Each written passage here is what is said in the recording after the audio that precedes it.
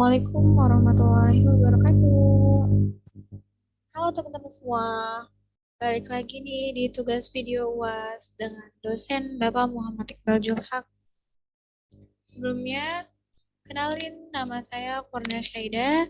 Saya mahasiswa Global Institute of Technology and Business, Prodi Sistem Informasi Konsentrasi Bisnis Intelijen dengan NIM 12191110148. Di video tugas UAS kali ini terdiri dari 3 part. Sebelum menjawab soal-soalnya, kita baca dulu ya perintah-perintah dari setiap partnya. Oke, langsung aja kita ke soal.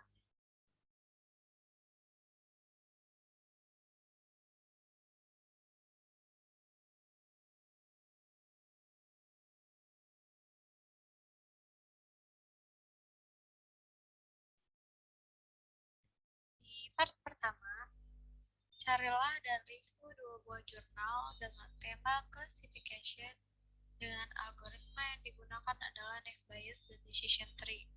Yang akan kita review yaitu tema yang diangkat di jurnal tersebut, permasalahan yang diangkat di jurnal tersebut, metode atau algoritma yang digunakan di jurnal tersebut, dan yang terakhir kesimpulan. Kita langsung aja ke jurnal yang pertama.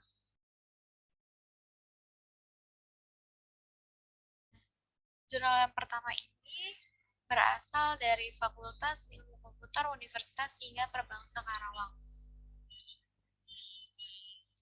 dengan judul Integrasi Metode Clustering dan Klasifikasi untuk Data Numerik. Kita langsung baca abstraknya ya. Ini tentang pertumbuhan data mining dari tahun ke tahun dalam ukuran dan kompleksitas yang tinggi. Pencarian teknik-teknik yang efisien dan efektif diperlukan untuk pengolahan data tersebut. Tingkat akurasi merupakan salah satu indikator dalam menilai sebuah algoritma. Pembanding dilakukan dengan melihat tingkat akurasi. Tingkat akurasi yang mendekati 100% menunjukkan ketepatan dalam pembangunan modelnya. Pengintegrasian metode klasifikasi dan clustering dilakukan untuk meningkatkan hasil akurasi dari metode klasifikasi. Integrasi metode klasifikasi dan clustering untuk data numerik dengan menggunakan algoritma K-means, C45, dan naive Bayes dapat meningkatkan nilai akurasi sebesar 50% dari akurasi yang awal. Jadi, algoritma yang digunakan yaitu K-means, C45, dan naive Bayes.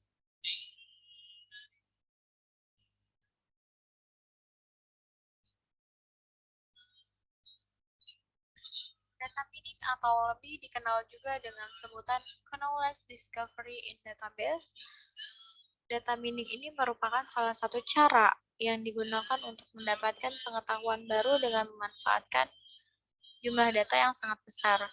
Teknik yang digunakan untuk mengekstrakan pengetahuan dalam data mining adalah pengenalan pola, clustering, asosiasi, prediksi, dan klasifikasi. Klasifikasi adalah pemrosesan untuk menemukan sebuah model atau fungsi yang menjelaskan dan mencirikan konsep atau kelas data untuk kepentingan tertentu. Sedangkan clustering digunakan untuk menemukan sebuah model atau berfungsi untuk menjelaskan dan mencirikan konsep atau kelas data untuk kepentingan tersebut. Clustering yaitu untuk mengelompokkan data berdasarkan kemiripan dan objek data dan sebaliknya untuk meminimalkan kemiripan terhadap cluster yang lain. Mengintegrasikan metode clustering dengan klasifikasi didapat hasil model yang didapat memiliki akurasi dan robustness yang lebih baik jika hanya dilakukan dengan metode klasifikasi saja. Selain itu, integrasi clustering dan klasifikasi dilakukan untuk mengatasi kesalahan dalam mengklasifikasi kelas yang ada. Klasifikasi adalah tugas dasar dari analisis data yang berfungsi memberikan label kelas untuk kasus yang dijelaskan oleh suatu set atribut. Klasifikasi merupakan teknik paling penting dalam data mining. Teknik ini dapat memprediksi label kelas, sehingga tujuan dari klasifikasi adalah kebenaran dalam prediksi sebuah nilai. Beberapa algoritma yang dapat digunakan adalah naive Bayes, decision tree, artificial neural, network, dan lain-lain. Algoritma NetBias adalah salah satu algoritma klasifikasi yang memiliki akurasi yang lebih tinggi dibanding oleh algoritma decision tree dan artificial neural network. Sedangkan algoritma decision tree dengan C45 adalah algoritma yang lebih efisien dan paling sederhana jika dibandingkan dengan algoritma SVM, neural network, dan NetBias. Pengukuran kualitas dapat dihitung dengan akurasi. Tingkat akurasi dari masing-masing model memiliki perbedaan dari setiap model yang telah dilakukan pembelajaran. Tingkat akurasi yang baik terjadi jika tingkat akurasi mendekati 100%. Artinya, model yang dihasilkan menunjukkan hasil yang tepat. Model yang memiliki tingkat akurasi paling tinggi yang akan dijadikan perbaikan model terhadap model yang sudah ada. Nilai akurasi adalah nilai kedekatan antara nilai prediksi dari sistem dengan nilai sebenarnya dari nilai sebenarnya atau aktual. Berdasarkan latar belakang tersebut, maka akan dilakukan penelitian untuk bagaimana mengintegrasikan metode clustering dengan metode klasifikasi untuk data numerik yang bertujuan untuk menghasilkan hasil klasifikasi lebih baik lagi jika dibandingkan dengan klasifikasi sebelumnya. Dengan melihat pada survei yang telah dilakukan, algoritma clustering yang akan dipakai adalah K-min, sedangkan algoritma klasifikasi yang akan dipakai adalah algoritma C45 dan NetBias. Dari penelitian yang akan dilakukan diduga bahwa terdapat perbedaan hasil yang didapat dari perlakuan klasifikasi dengan integrasi metode clustering dan klasifikasi. Sesuai dengan penelitian yang sudah dilakukan oleh Farun Kumar bahwa integrasi metode clustering dan klasifikasi memberikan tingkat akurasi yang maksimal dan memiliki robustness terhadap missing data. Secara sederhana, data mining adalah penambangan atau penemuan informasi baru dengan mencapai pola. Dengan mencari pola atau data aturan tertentu dari jumlah data yang sangat besar. Data mining sering juga disebut sebagai knowledge discovery in database, yaitu kegiatan yang meliputi pengumpulan, pemakaian data historis untuk menemukan keteraturan, pola, atau hubungan dalam set data berukuran besar. Data mining adalah kegiatan menemukan pola yang menarik dari data dalam jumlah besar. Data dapat disimpan dalam database, data warehouse, atau penyimpanan informasi lainnya. Data mining berkaitan dengan bidang ilmu lain. Data mining berkaitan dengan bidang ilmu lain seperti database system, data warehousing, statistik, machine learning, information retrieval, dan komputasi teknik tingkat tinggi. Selain itu, data mining didukung oleh ilmu lain seperti neural network, pengenalan pola, spatial data analysis, image database, signal processing. Data mining didefinisikan sebagai proses menemukan pola-pola dalam data. Proses ini otomatis dan seringnya semi-otomatis. Pola yang ditemukan harus penuh arti dan pola tersebut memberikan keuntungan. Biasanya keuntungan secara ekonomi, data yang dibutuhkan dalam jumlah besar. Karakteristik data mining sebagai berikut. Data mining berhubungan dengan menemukan sesuatu yang tersembunyi dan pola dan tentu yang tidak diketahui sebelumnya. Data mining biasanya menggunakan data yang sangat besar. Biasanya data yang sangat besar digunakan untuk membuat hasil lebih dipercaya. Data mining berguna untuk membuat keputusan yang kritis, terutama dalam strategi. Data mining dibagi menjadi beberapa kelompok berdasarkan tugas yang dapat dilakukan. Yang pertama deskripsi, estimasi, prediksi, klasifikasi, pengklasteran, dan asosiasi. Clustering atau klasterisasi adalah salah satu alat bantu pada data mining yang bertujuan mengelompokkan objek-objek ke dalam klaster-klaster. Klaster adalah sekelompok atau sekumpulan objek-objek data yang similar satu sama lain dalam klaster yang sama dan disimilar terhadap objek-objek yang berbeda klaster.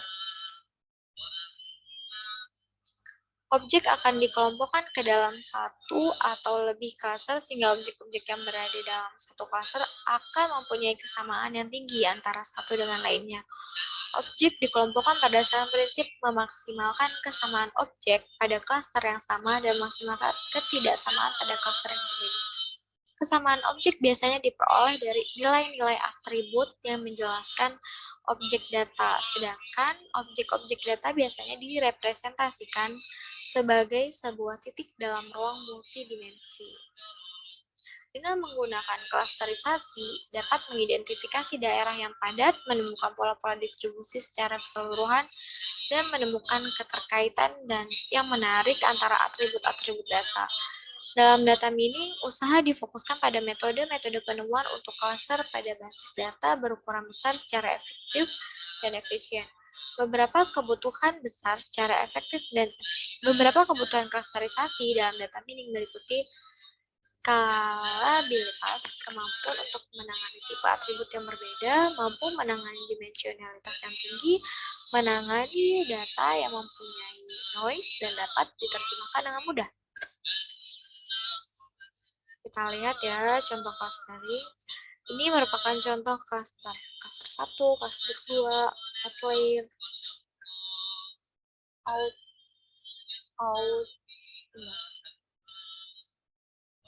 Tujuan dari data clustering ini adalah untuk meminimalisasikan objective function yang diset dalam proses clustering, yang pada umumnya berusaha meminimalisasikan variasi di dalam suatu cluster dan memaksimalkan variasi antara cluster.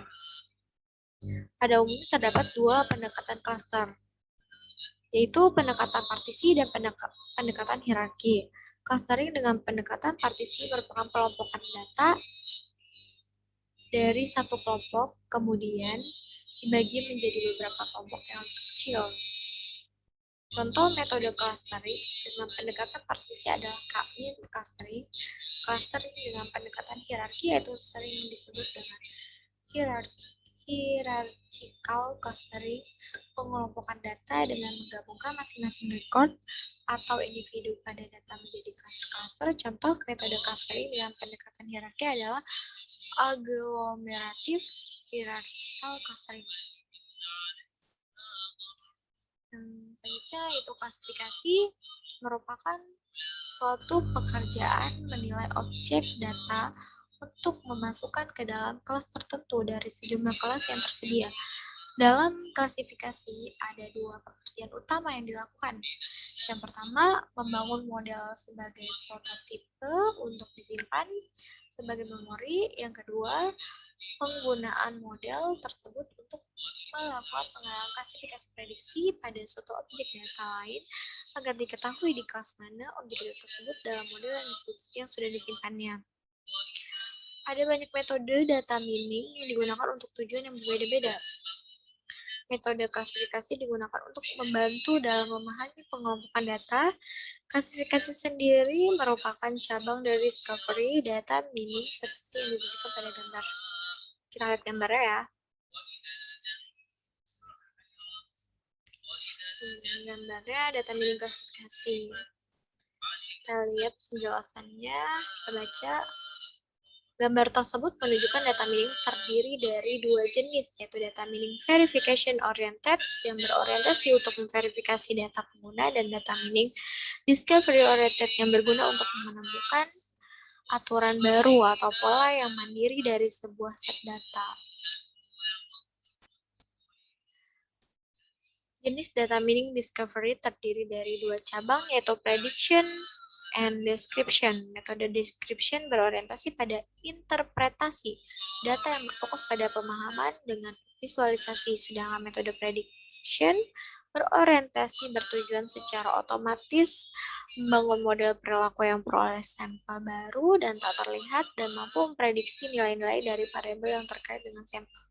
Selain itu, prediksi dikembangkan untuk memperoleh pola yang bentuk pengetahuan dengan cara yang dapat dimengerti dan mudah diapresiasi dan mudah dioperasikan. Data mining prediction terdiri dari teknik klasifikasi dan regresi. Algoritma yang dapat digunakan untuk klasifikasi antara lain neural network, type-based classification, decision tree, super vector machine, dan instant based. Kita masuk ke metode penelitian. Metode CRISP-DM terdapat 6 proses data mining seperti tergambarkan dalam gambar berikut. Framework metodologi penelitian.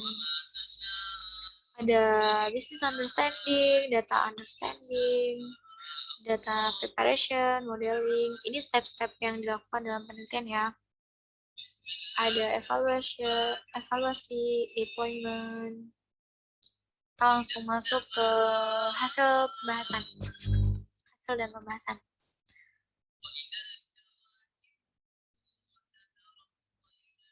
Business understanding. Pada tahap ini dilakukan pemahaman bisnis proses dari suatu sistem, yaitu penentuan tujuan proyek, penerjemahan tujuan, dan menyiapkan strategi untuk penyampaian tujuan.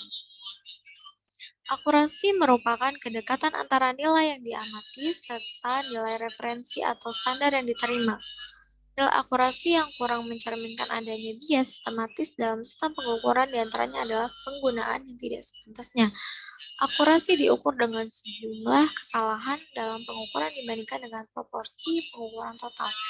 Integrasi metode clustering dan klasifikasi dalam metode data mining bertujuan mendapatkan hasil akurasi yang besar sehingga dapat memenuhi standar yang diterima ataupun yang diinginkan, yaitu memiliki nilai akurasi yang dan presisi yang lebih besar dibanding dengan metode klasifikasi saja.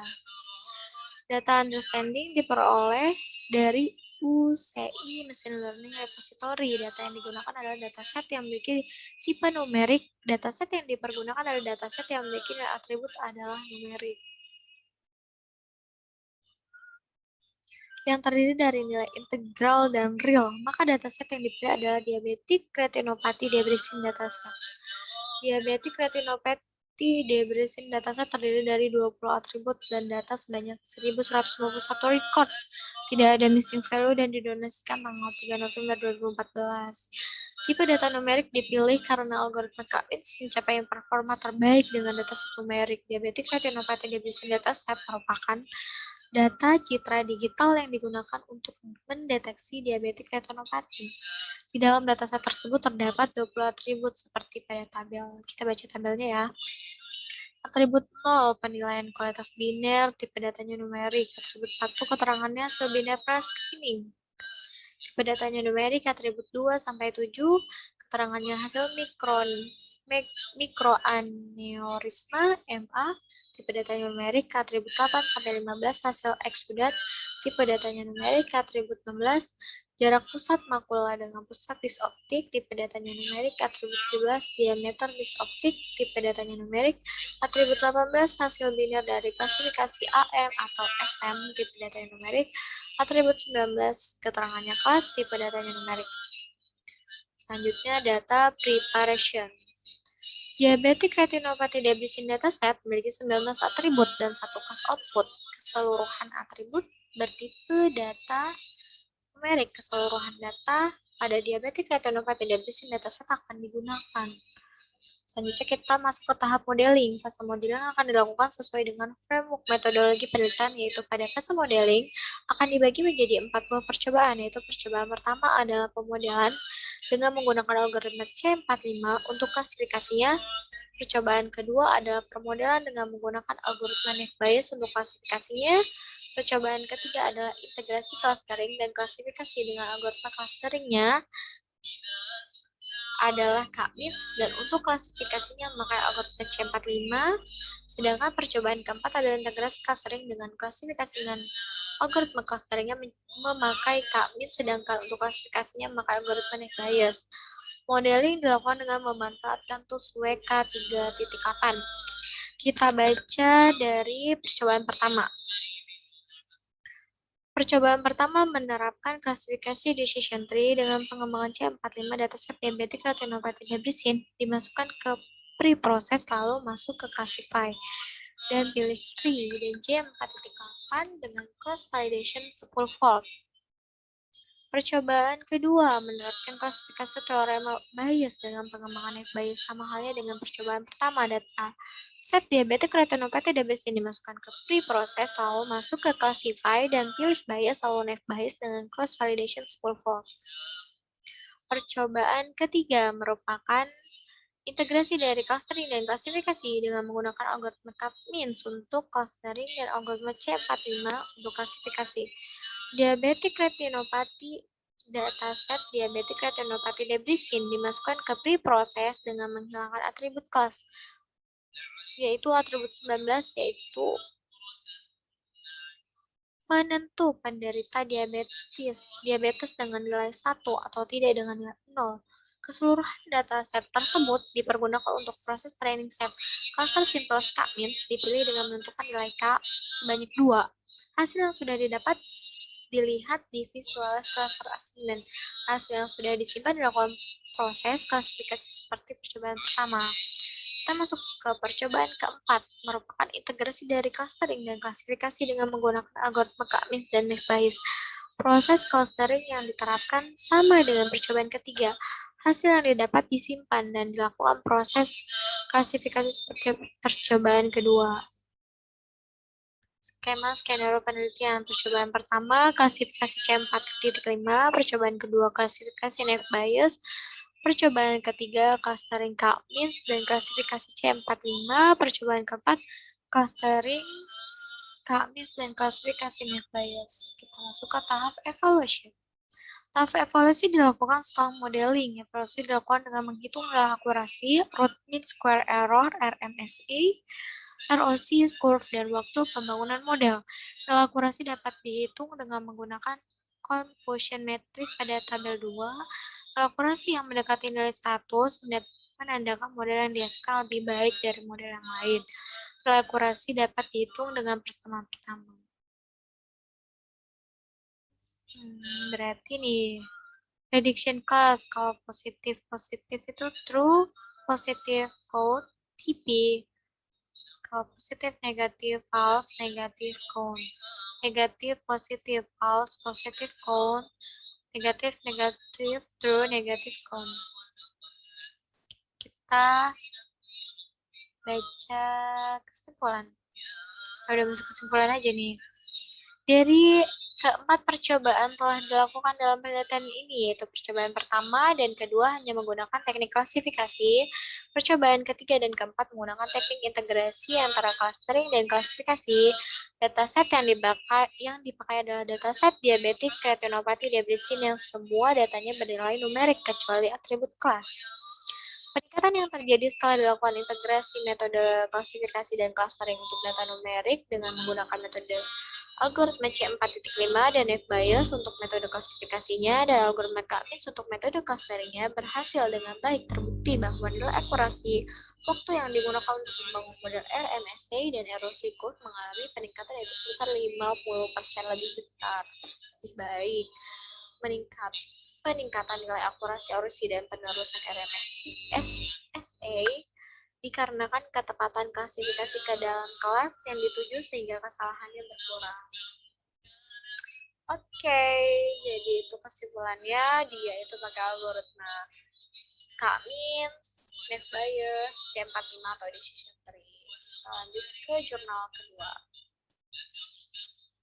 Nah, jurnal kedua berasal dari AMIK, Akademik Militer BSI Jakarta, program studi manajemen informatika dengan judul jurnal yaitu komparasi metode klasifikasi data meaning algoritma C45 dan McBayes untuk memprediksi penyakit hepatitis. Wow.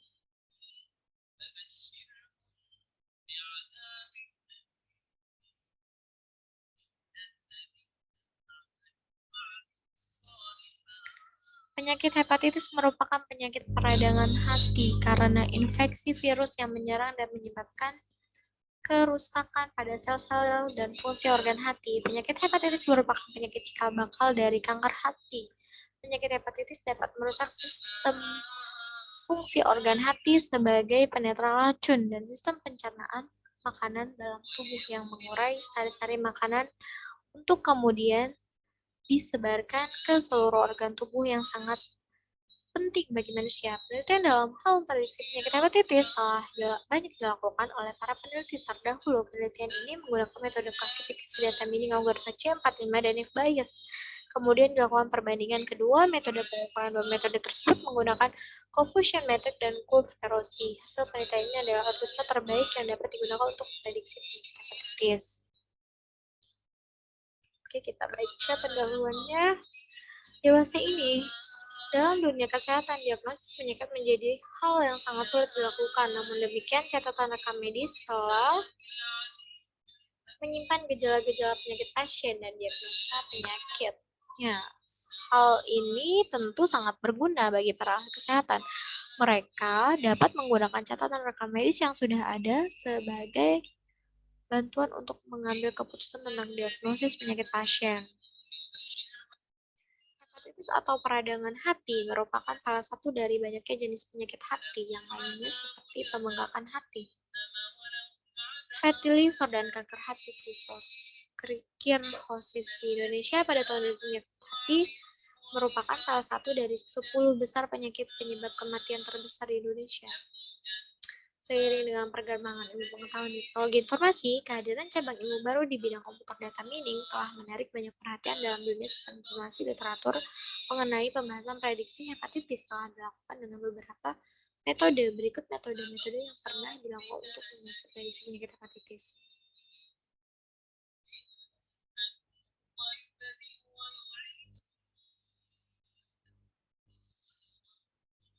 Decision tree mengubah fakta yang sangat besar menjadi pohon keputusan yang merepresentasikan aturan. Klasifikasi bias juga dikenal. Naive Bayes memiliki kemampuan sebanding dengan pohon keputusan dan neural network. Untuk itu, dalam penelitian ini akan dilakukan perbandingan metode klasifikasi data mining yaitu algoritma C45 dan Naive Bayes, kemudian akan dilakukan komparasi terhadap kedua metode tersebut sehingga didapatkan algoritma terbaik untuk prediksi penyakit hepatitis.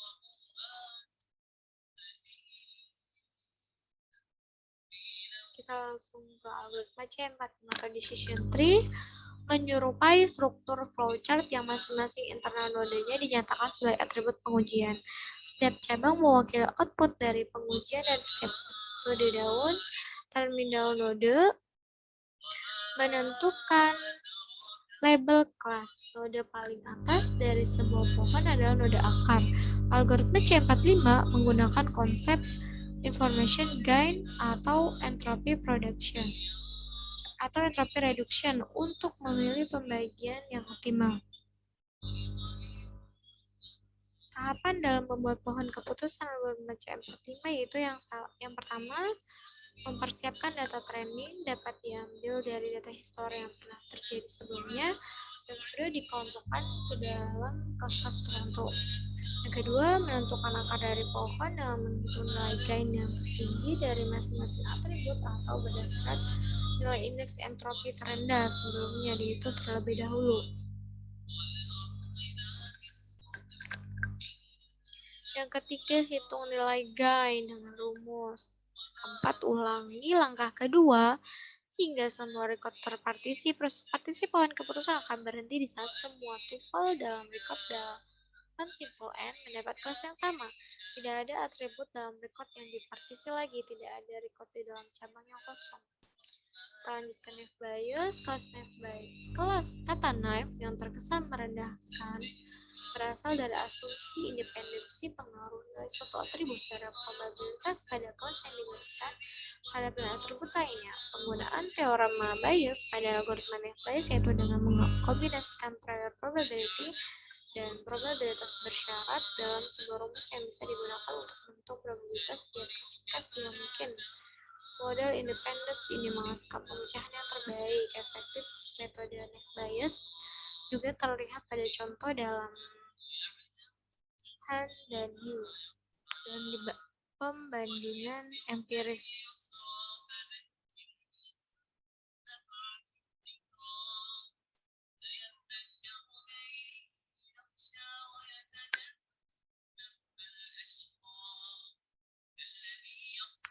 Langkah-langkah atau tahapan penelitian. Yang pertama, pengumpulan data. Yang kedua, pengolahan data awal.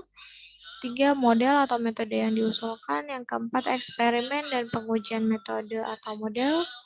Yang terakhir yaitu evaluasi dan validasi hasil.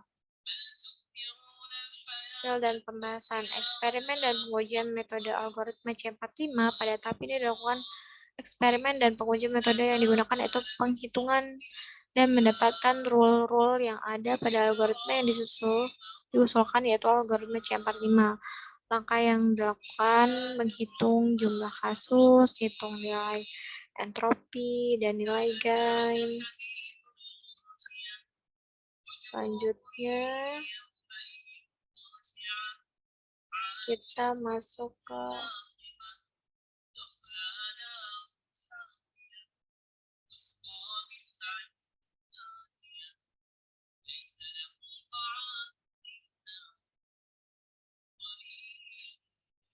ke kesimpulan.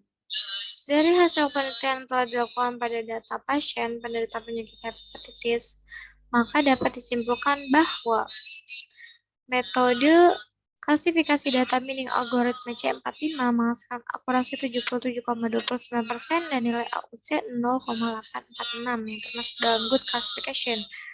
Naive Bayes menghasilkan akurasi 83,71% dan nilai AUC 0,812. Dengan demikian dapat disimpulkan bahwa kedua metode ini akurat dalam melakukan prediksi untuk penyakit hepatitis. Melihat dari hasil perbandingan kedua algoritma tersebut, memang dapat dinyatakan bahwa algoritma C45 lebih unggul dari Naive Bayes karena memiliki nilai AUC 0,846 dengan kategori good classification. Akan tetapi, jika ditelusuri lebih lanjut, ternyata masih belum bisa dinyatakan sebagai algoritma yang lebih unggul.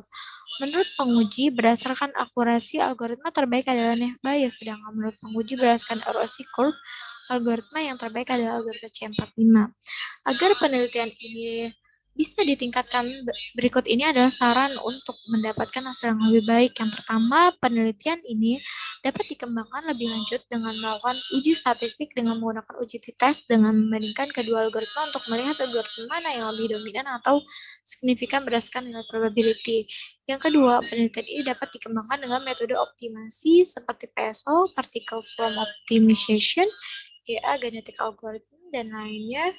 Untuk meningkatkan akurasi dari metode penelitian ini dapat dikembangkan lagi dengan membandingkan dengan metode lainnya seperti neural network, SVM, KNN, dan lain-lain. Tidak semua kasus atau permasalahan harus diselesaikan dengan satu algoritma pada data mining karena belum tentu algoritma yang digunakan merupakan algoritma yang paling akurat. Oleh karena itu, untuk menentukan algoritma yang paling akurat ini perlu dilakukan komparasi beberapa algoritma. Finish. Selanjutnya kita masuk ke part 2.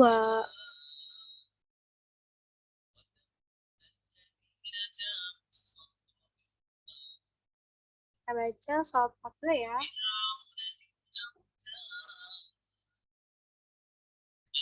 Carilah sebuah dataset di Kaggle. Dataset memiliki output dataset dengan tema classification, minimal intent source sebanyak 1000 instan, dan minimal terdapat 7 fitur input. Oke, kita ke Kaggle.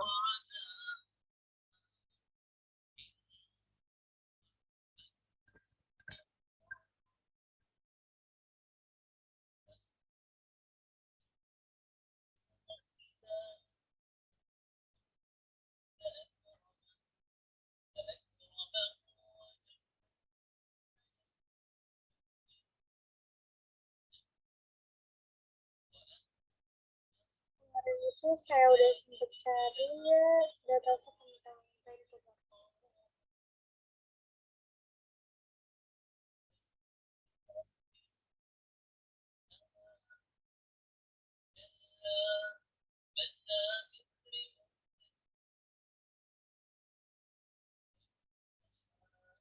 di sini kita bisa filter datanya data medium, small, large, tipe datanya, CSV, PNG, JPEG, nanti ya dataset yang kita cari.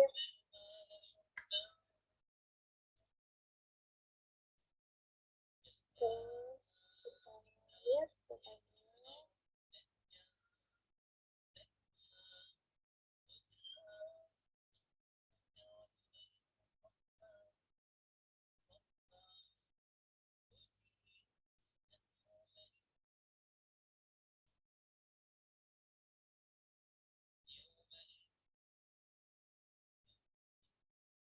Ya, kita bisa lihat datanya di sini.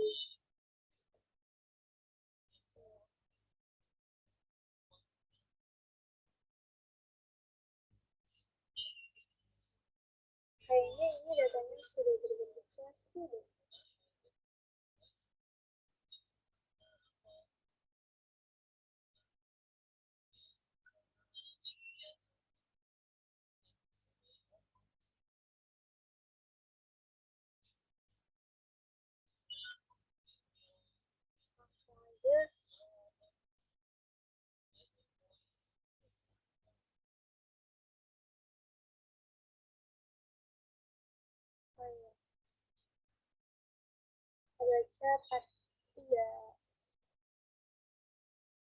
dengan menggunakan orange dengan Anda dapat dari part 2 lakukan tahapan-tahapan yang berikut. Yang pertama, gunakan widget CSV file untuk membuka file CSV yang Anda dapatkan. Lakukan pengaturan di import option untuk mengatur cell delimiter, buat syarat tipe data untuk satu CSV.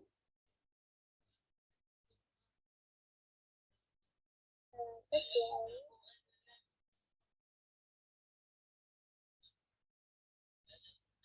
kita tunggu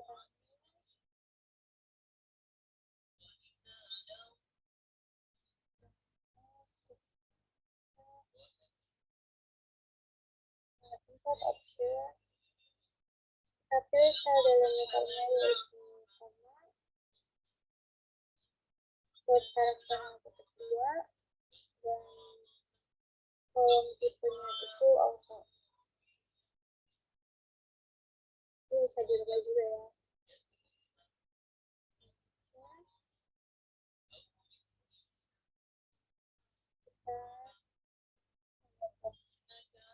Gunakan widget data table untuk menentukan data set yang didapat.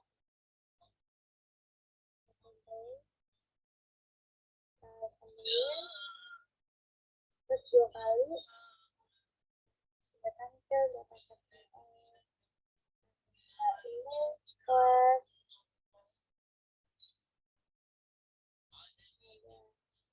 ada name, variance, deviator, entropy, stillness, kurtosis, contact, energy, ASN, homogeneity, distributed, searching, dan closing. Ya, lanjut. Gunakan widget cell column untuk menentukan fitur insert target, variable output, dan data atribut yang akan Anda gunakan dalam proses widget cell column. Kita sambungin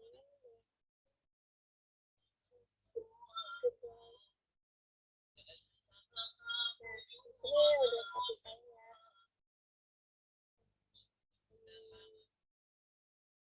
Datanya hari itu fiturnya plus ini tapi sebelumnya tuh paket di atas sebelumnya pasal di sini satunya yang terset jadi target variabel.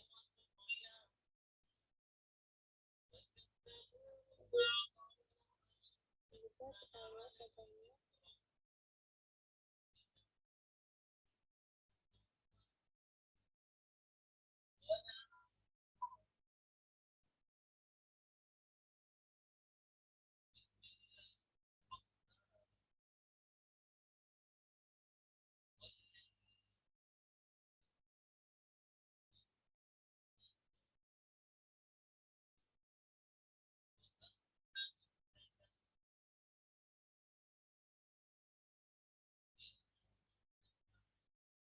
Kecuali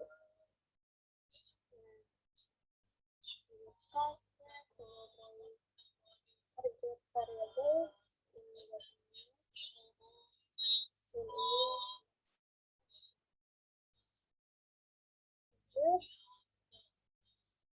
gunakan widget tree process untuk melakukan normalize fitur lakukan normalize hingga data di antara 0 dan 1 normal tree process.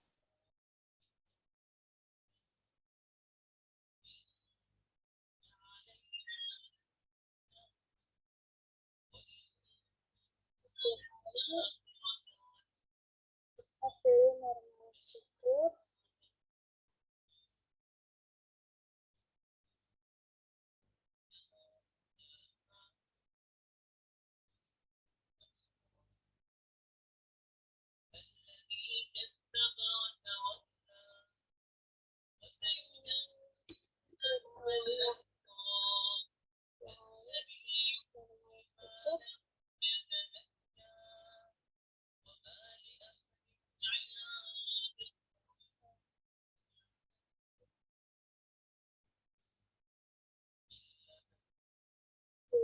Terus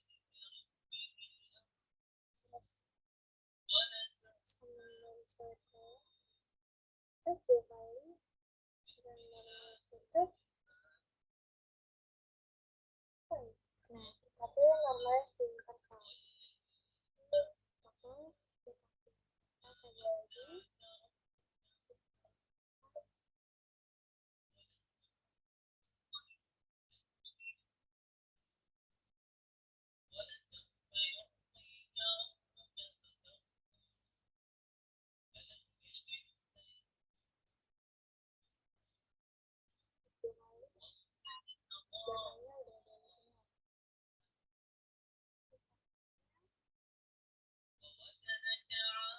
Gunakan widget rank untuk mendapatkan masukan untuk skor information dan informasi tinggi.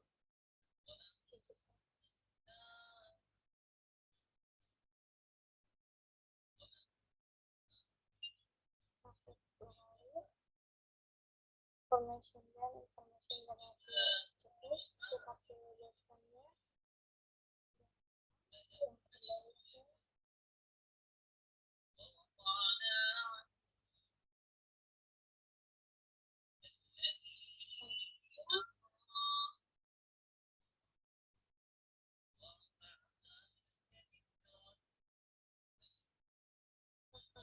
Visualize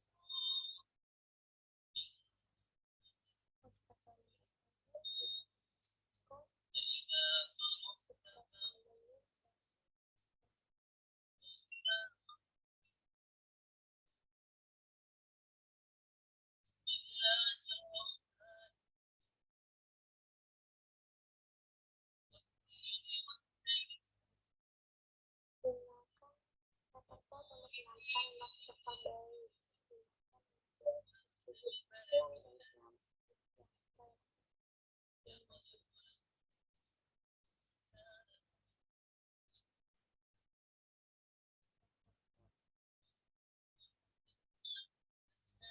Dua kali.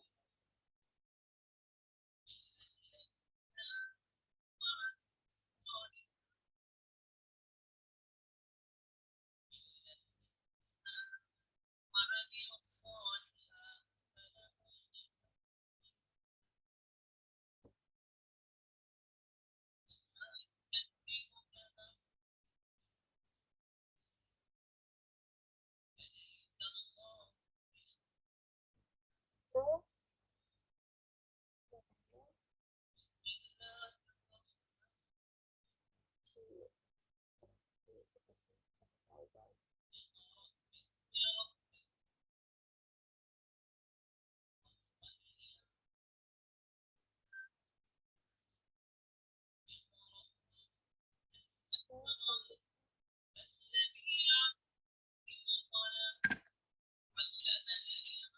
gunakan distribution untuk mengatakan distribusi data yang ada.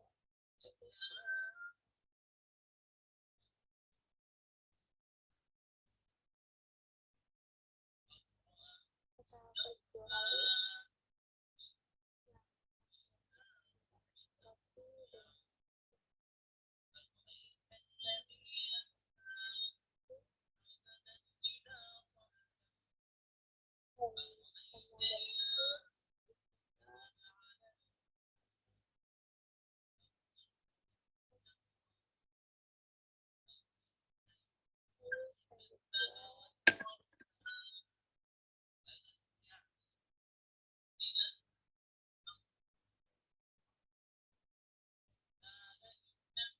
Widget rank bias untuk menambahkan data set yang ada. SVM uniform. Kita sebelumnya pakai XM score dulu. Kita sambungkan.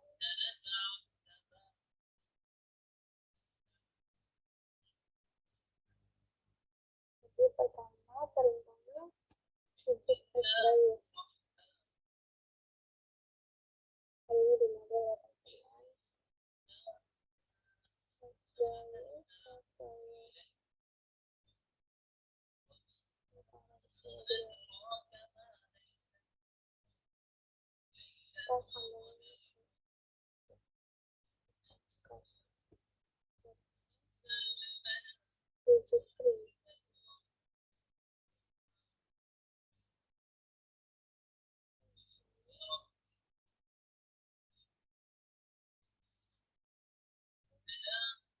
dia kalau muter itu berarti dia lagi muter. Terus digit logistik regression.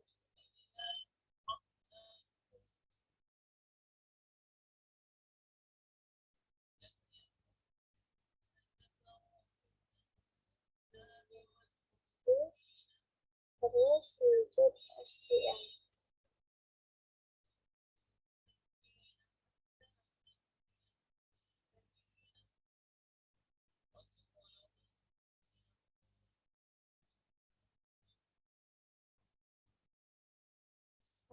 Ya, digit random forest.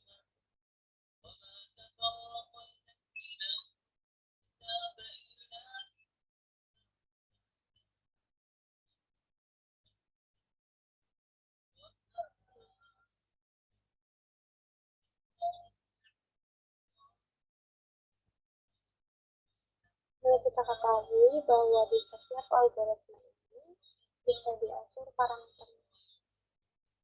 Kita dengan klik 2 kali aja.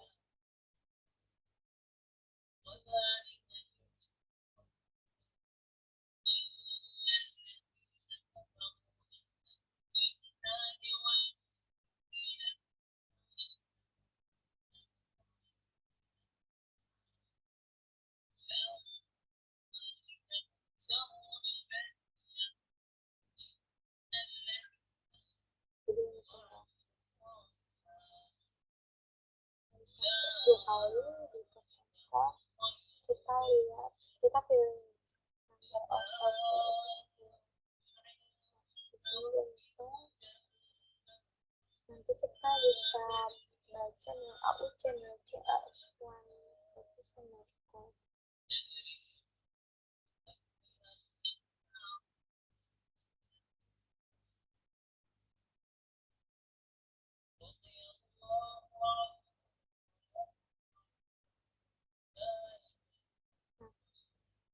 Di sini AUC dari algoritma decision tree itu 0,9.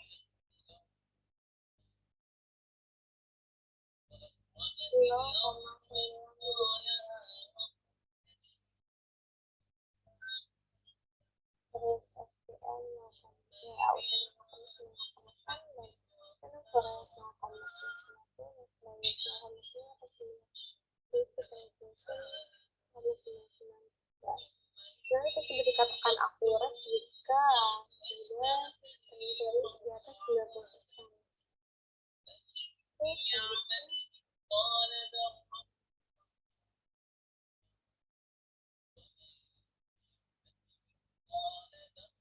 mendapatkan skor AUC, classification CA, F1 position, medical solution menggunakan jadi 15. Terus validation jadi 15.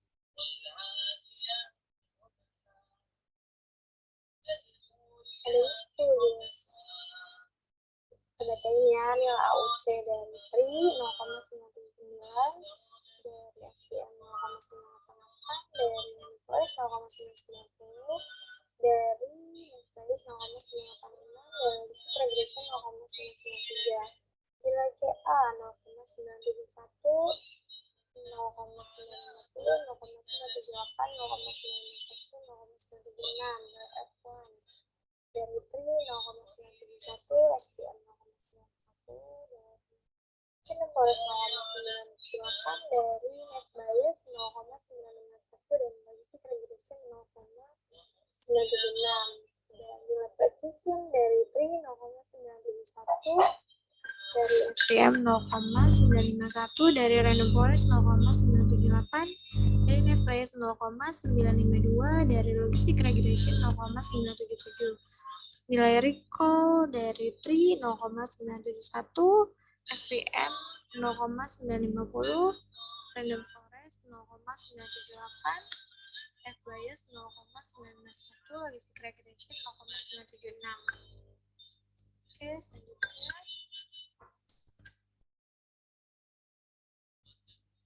gunakan widget conversion metric untuk menampilkan tabel hasil conversion metric. Conversion metric.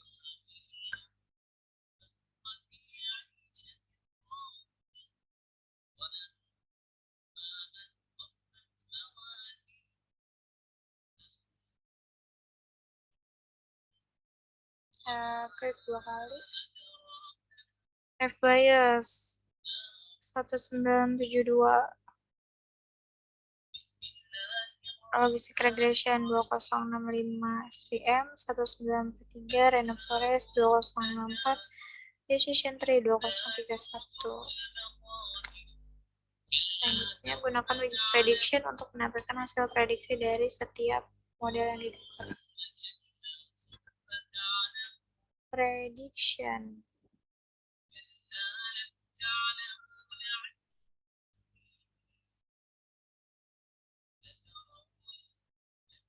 Bukan.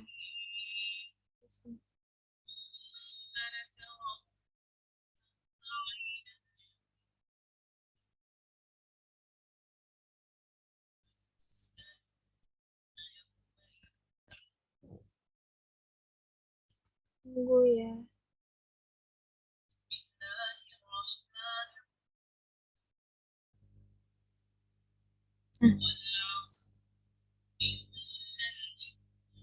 Ini hasil dari setiap algoritmanya. Oke.